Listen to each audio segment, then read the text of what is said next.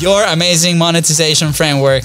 Consistency, it is art. Authority, relevancy, and trust. I feel like that one is missing something, right? So consistency is still art, but now it's ARRT, right? What does it stand for? Authority, of course, relevancy, resonance, and trust. We just forget that these stories is the glue, you know, that makes, you know, the audience connect with you or with your company. That person that knows how to communicate the problem best is the person that is going to win. What's up, everybody? Welcome back to Content is Profit. We are here today, solo episodes, some of my favorites. I'm if you can tell my face, we haven't slept in like 3 days because we're traveling tomorrow.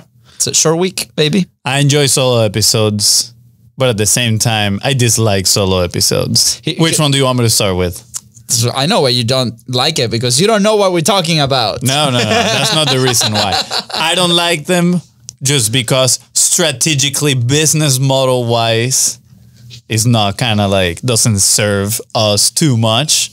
But I love them because I love expressing our thoughts. And I love some brotherly time as well, you know? Also, if you're listening and you love the solo episodes, please tell Fonzi and reinforce the idea that you like our content and you're learning so much from this. Which, again, I enjoy the output process. I get so much love from, you know, about our solo episodes that I'm just excited. But today, guys, we have two things. One is Fonzi's download. He was like, I was driving to the studio and he sent me this great text, and sometimes, you know, some of the... He didn't answer. He didn't react to it. Not even a single heart on the text thread. It's like legit. But I did mention it on a sales conversation yesterday, and the guy was so impressed. You did? Yeah, of course. Like the new one or the old one? The old one, but I was like, stay tuned because we're going to talk about the new one soon. And it has improved. It has improved. And the guy's like, what? You guys come up with that kind of stuff? I'm like, yeah, that's what happens when you create consistently and you interact with your market and you solve problems. It's like you start creating these frameworks that are awesome. So anyways, Fonzi's new download is going to be here. And I also had an experience this morning, and I was showing Fonzi something in my computer, and he's like, look at you improving your skill. And now you know to do this key thing if you want to run a content production team. Ha! I mean, you can know now whether... Wait, we haven't talked about the thing yet. Oh, okay. Yes. Wow. Fonzi. Okay. Well, we'll start with my thing because it's shorter. And then we'll go to your download, who's the money-making download. And I think a lot of people are going to, take advantage of that. But anyways, this morning, story time. It's last Friday, we had this incredible person coming to the studio, and massive influencer in the trading world, right? 200,000 subscribers on YouTube, 300,000, almost 400,000 people on Instagram. And they just happen that they come to Jacksonville often. And we host them here for a surprise podcast interview. Turns out the camera that travels from my house to the studio somehow, and I blame Fonzi, and I apologize, Fonzi, for assuming that it was you. It hurt me. It hurt me, and I told him. And I'm like, it's probably happened in the backpack. I don't know. But he switched to slow motion. So we have some epic slow motion shots of the host of the podcast, which is the influencer. Just talking for like an hour in slow motion. And we caught it kind of halfway through the interview. So anyways, I was problem solving, and I was, using my creative skill, and I'm not the greatest editor, in Adobe, and I love this script, by the way, but I'm not the most technical, right? But I accepted this as a challenge, and we promised them that we're gonna get them a workable rough cut, because this is part of a big campaign that they're launching. And I was going through it, and Fonzi's looking at my timeline. I'm like, dude, I solved this. I think I know how we can do this. And I was syncing all the files and all these things. And Fonzi got some epic B-roll as well. So I think it's gonna come out good. But what was the thing that you said to me? After you saw me working the magic and be like, and then what was your reflection? I think the first thing I told you was like, wow, you're getting good at Premiere. Congrats. Boom. And then second, I said, now you will know when a video editor is BSing you. If they cannot do something because you know how to do the thing, or at least you know what the capabilities of the software are. Yeah. And then to what extent they can be used or not. Absolutely. And here's my point, right? Even though we worked with content for, I don't know, 7 years now, right? Me personally, I don't have the skills on that software. I've been developing them more because of the studio and because we've had to fill in or, we maybe coach some people when they come in and work with us, or maybe some people that come to the studio that want to learn about the software. But it's totally doable where you can, run an agency or run a team not knowing that thing, but the fact that knowing the thing, it will help you big time. So there's been instances with, our team or agencies that we worked with in the past, or, people in general, other teams as well, where they'll say, hey, this cannot be done in this time frame. And then we're like, yes, it can, because personally, I've done it. And if I done it with my level skill 4, your level skill is 10, supposedly, you can definitely do that faster or problem solve or figure it out, right? And I think that's one of the conversations that a lot of people sometimes might be super scared or intimidated to go or hire a team or hire a video editor. It's part of that, right? Because we don't really know, what they're doing on the other end. Yeah. I mean, that boils down to the main question, which is, do you need to know the thing / skill to be able to run a business like that, right? I think the answer is no. Right, which leads to more problems / questions, which is, well, then if somebody in my team is doing a task, how do I know whether they're doing it good or not? And then it comes down to hiring, right? Like making sure you're hiring properly and setting up your team, for success and all that stuff. So and there's not a one size fits all solution, right? But I do think personally, for what we do, the size team that we have, it is a valuable understanding of the skill, right? Because at the end of the day, like you said, right? Like you might not be 7, 8, but you have now an understanding of how these things work.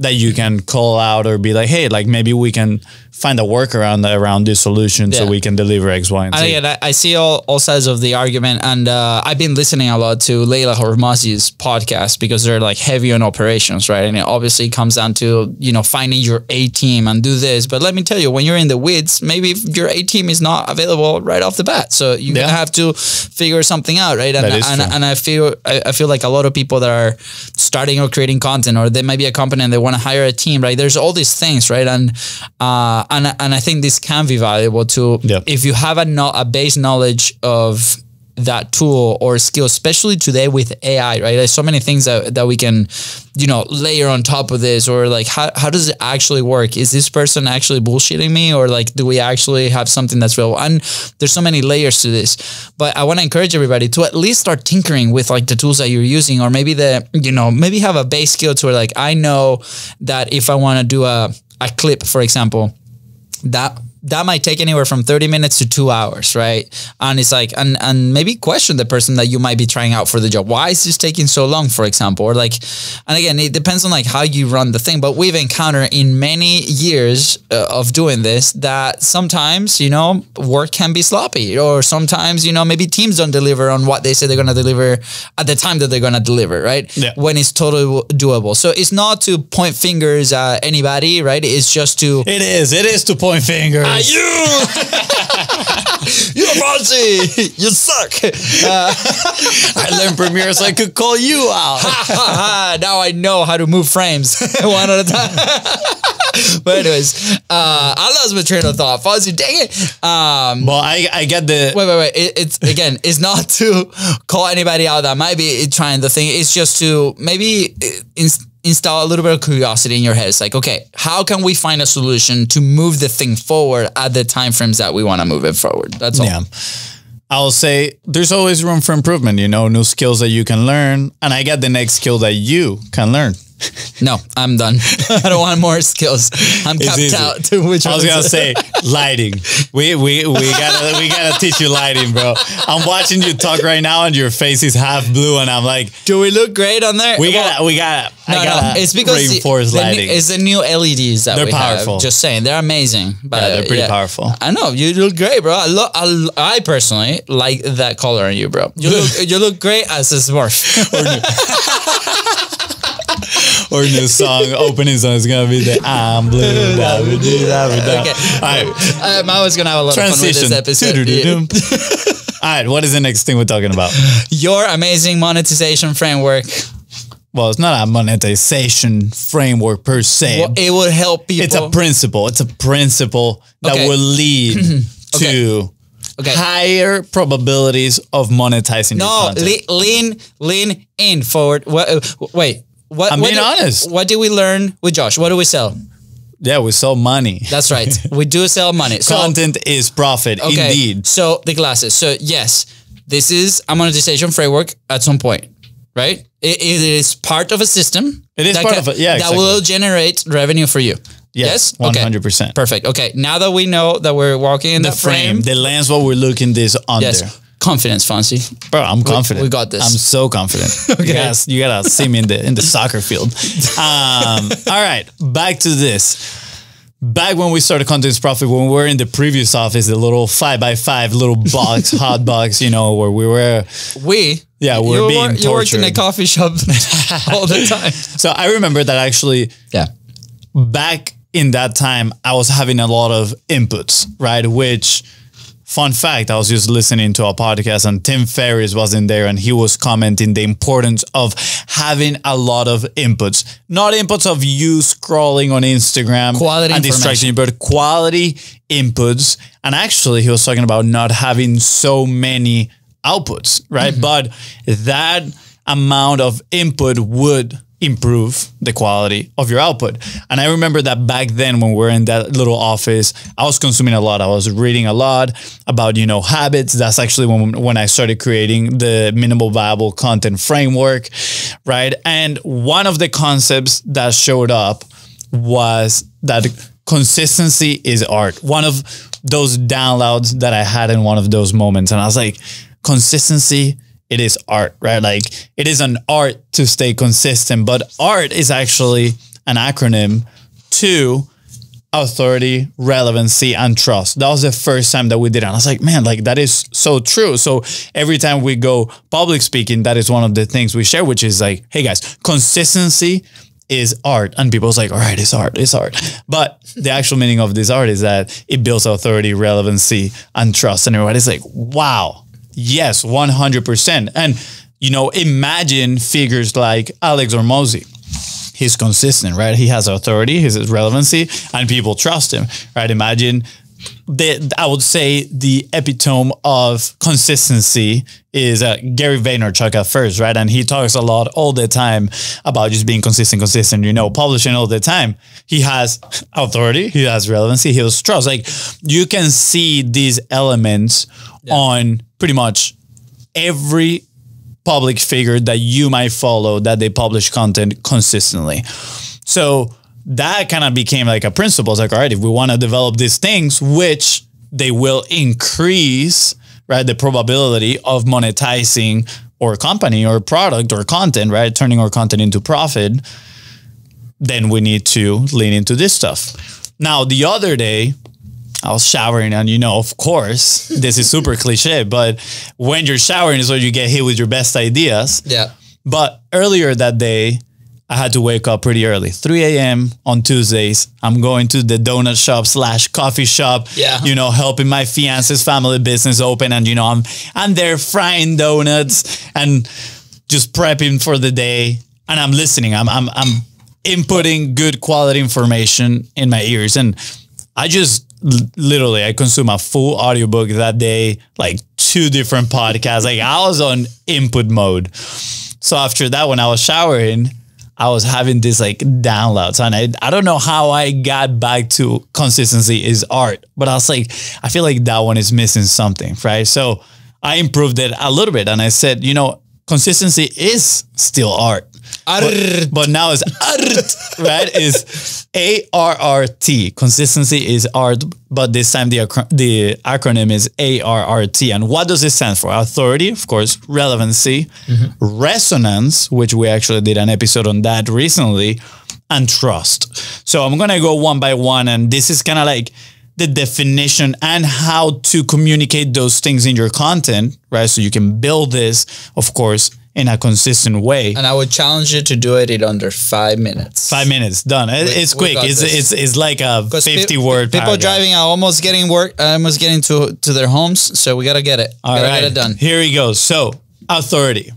That is the belief from others that you have experienced and solved that person's problem that they currently have.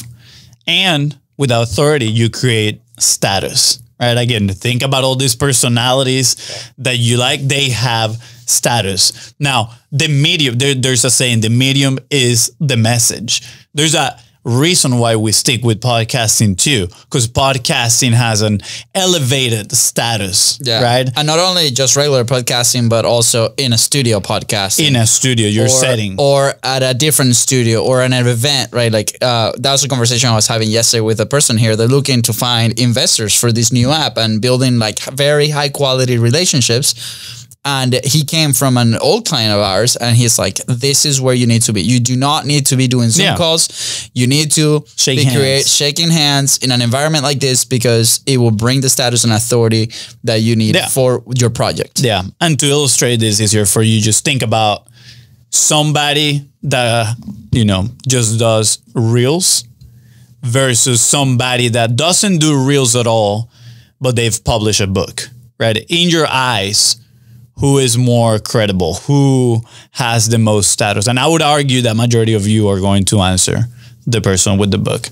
So again, authority, right? Then we go with relevancy, which is the belief from others that you hold the key to their current problems, right? The key to solve their current problems. And the key word there is current. You need to speak to the problems that they are currently experiencing. And again, do that consistently. And that translates into timely, right? Like you need to understand, obviously you need to be having conversations with the people that you're trying to serve and truly understand their problems. And again, there's a saying, I might butcher a little bit, but is that person that knows the problem best that knows how to communicate the problem best is the person that is going to win. So just learn how to communicate your dream customer problems. Again, timely problems, current problems. Don't go 3, 4, 5 steps ahead, right? We've been there. We've had that problem sometimes. We've been very guilty of it. Yeah, but what is their current thing that is moving them away from pain or moving them towards desire? Then we have resonance, which is the deep connection with your audience, right? If you are consistent, you need to find for ways, not just consistent on sharing value, right? I'm doing here the air quotes, but a lot of people are like, all right, here's 3 ways to do this. Like, sure, some of those tips can be great, but are you really building resonance with people? How do you build resonance? Is by creating stories, crafting stories where they can put themselves in your shoes. They can experience things, right? They can have feelings and emotions, right? And I feel like we have throughout our Content is Profit 500 plus episode journey, I think we've done a pretty good job at building that resonance and sharing those stories and connecting deeply, not just with the audience, but also with the guests. Yeah, I remember before we launched the 45 Live Challenge, we were sharing so many stories of that and like how it came to be and like how we finally, broke, the consistency, like, ceiling that we had there. And a lot of people were resonating with that. It's because, they felt at around the same moment. And that led to us launching a challenge with 100 people, right? Because they're resonating with the story and they sign up, based just off of that. So I think it's a really important element that sometimes it gets lost in like the technical aspects of, what are the things that we're creating and all these things. And we just forget that these stories is the glue, that makes, the audience connect with you or with your company. Yeah. And the last but not least is trust, right? At the end of the day, we're going to be investing our money. People are going to be investing their money on other people that they trust. So trust is the belief that you can help them solve their current problem. So translates pretty much into solution outcome, right? When people are listening to you consistently, they're going to have the frame of mind. If you are developing that authority and they see you with that authority lens, you're relevant, right? Again, timely on speaking to their problems and you're connecting with them on an emotional level through stories. The next thing that they're going to be thinking about subconsciously or consciously is, well, can this person actually help me solve my problem? Can they help me, move towards that outcome that I want? And again, all that happens by being consistent, right? Of course, quality content, your content need these elements of, building status, creating stories inside of it. And of course, it's being helpful. I have another topic about moral content that I would love to talk about. It's not going to be today. We're going to talk about it another day. But that is the new art. Consistency is art. A.R.R.T. Authority, relevancy, resonance, and trust. Like a pirate. Art.